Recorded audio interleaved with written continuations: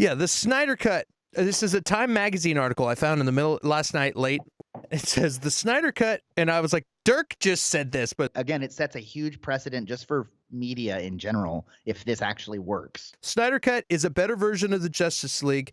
It just sets a dangerous precedent. I was like, hey, I've heard that before. That's what Dirk said. Wow. Yeah. See, that was Time magazine. Time magazine, but they got I read it. They got some of the stuff a little bit off. It was like director Zack Snyder's cut of the Justice League is out March 18th. HBO Max is way better than the original version released in theaters 2017. It had to be. The theatrical cut of the DC Comics superhero movie was a dissonant mishmash of two radically different directorial styles that left audiences confused, critics unimpressed, and the studio reportedly in financial loss. Okay, Snyder turned a bad movie into a less bad movie. In a pandemic when blockbusters are scarce, maybe that's welcome, but the journey here was fraught.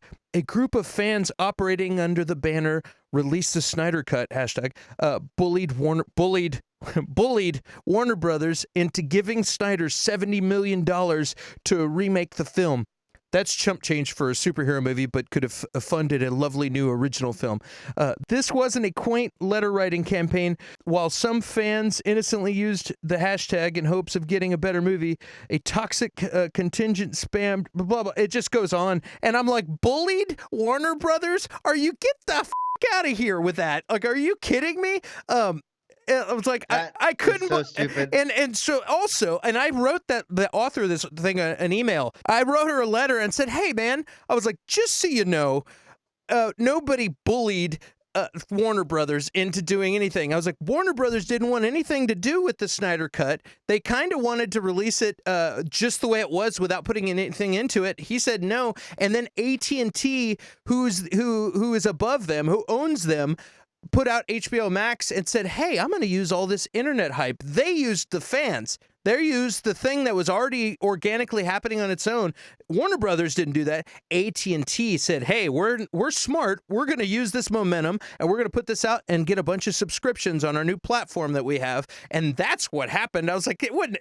Oh, poor Warner Brothers. I was like, poor Warner Brothers. Yeah. Every one of those fans that shared a hashtag and is going to be getting on at midnight has supported Warner Brothers, whether the movie sucked or not, whether it didn't make sense, whether Wonder. And I've told that lady, I was like, look, I was on Columbia Records. I know what it looks like when a suit upstairs is changing your songwriting format to be a hit single because of what other people are doing. And I was like, and they did stuff like, I don't care what it takes. I want Justice League to be under 2 hours. And they did it. And they had a mishmash bullshit story that was all garbled with little hints of good things. And I was like, okay. And when I read that article, I got fired up. So anyway, long story short, we're going to have a 4-hour version with exactly what he wanted the vision to be. But don't be telling me that Warner Brothers got bullied, because all of us are going to watch it either way. Bullying has to go down.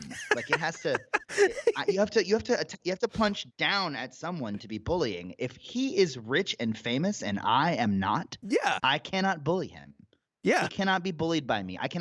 I'm not able to force him to do anything or like make him feel anything. You know who bullied Warner Brothers? AT&T. That's the actual answer. Yeah, is that AT&T bullied Warner Brothers into doing what they wanted. And so, the fans had nothing to do with it.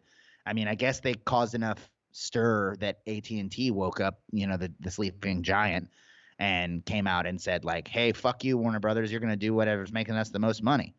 But yeah, and they're not bullying anyone. It's so stupid. It is stupid, man. And that's what I told her that email. I was like, it's like I was on Columbia Records. I was like, that's like if Sony gave me money to make the movie that I wanted to finish making the record that I wanted to make. That's what that's like. And I was like, exactly. I was like, yeah, you're cutting down movies down to 2 hours to fit a creative format. That's not creative. And I'm like, you're doing stuff like making Wonder Woman fly in 1984, but then when you get to the present, she can't fly anymore.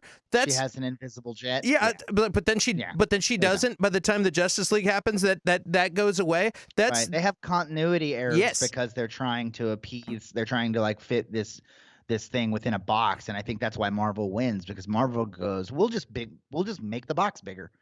Like, we'll give you a bigger box to work in, and then DC is like, no, you got to stay in these parameters of within whatever the suits say. And Marvel's like, we are the suits. so you got Kevin Feige, who's a fan of the actual Marvel, like Right. comics and stuff. He's making sure this stuff's like, those guys need to like quit worrying about money and make some real art. And make some real art that the fans are going to dig. And they've done a pretty good job. And to be fair, Marvel has a safety net. They can fuck up like 6 or 7 shows in a row and it won't cost them a dime. Like DC is a little more on the ropes as far as like risking making movies, because like every time they make a bad movie, I don't know, they've made like 9 shitty ones in a row, and then Shazam was pretty good. And so it's like every now and like you have to get a hit, you know what I mean? If you don't hit 8 times in a row, you're going to run out of money and you're not going to be able to have any skin in the game. Marvel has so much skin in the game. It doesn't matter if WandaVision sucks. It doesn't matter if the like other little pet projects that they try, you know, like Daredevil gets yanked from Netflix. None of that shit matters to them because they make so much money that they can afford to hedge their bets and do it. You can do it over again or try something else, or it doesn't matter. Yeah, so DC just kind of eats it on that because they're playing from a deficit. They don't have a good one in the hole. Yeah, they need a Tom Brady that's keeping everything together. You know what I mean? And if you hate Tom Brady, that's okay too. But you know, they need that. That's what they need. And maybe they were trying to be like, dude, that's our thing. We're the chaotic film company that just puts out random movies that are all of their own thing. I guess if that's your thing. But man, I feel like you need. That's a dumb thing to be. Don't be that. Yeah, don't do that. That's stupid. Well, that's dumb.